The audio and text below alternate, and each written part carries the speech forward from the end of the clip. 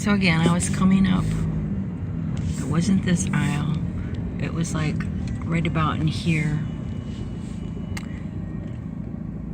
It was like maybe right this, it could have been this aisle. I suppose it could have been this aisle, but I don't think so. If I come way up here. This aisle.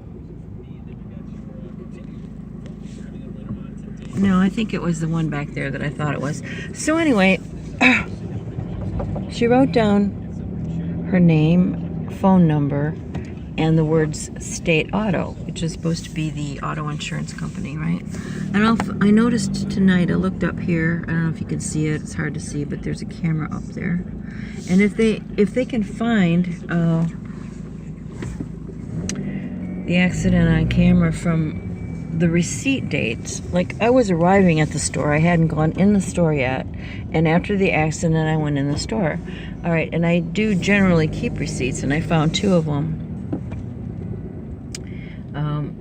that would have been, you know, highly possible. Again, I think this is where it happened here, and back there's the camera. So if they do look for me on the dates of the 16th and the 23rd, they may well see that accident. I can give them the time that I think it happened based on my receipt. But you see how it is dark out here still. It's not dawn yet. You can see. Actually, there is a full moon tonight, so that does add some lightness to the sky. But you see, it was well lit back there, right? I didn't have any trouble seeing her.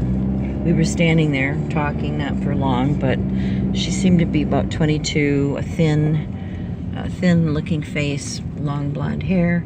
She was kind of quiet. And when I said, I wonder if they'll pay for it, and I was, you know, disgusted, and she said they will, kind of reassuring. She said they will, and then before we parted, she said I'm sorry, because she knew that she was at fault. Okay, so anyway, I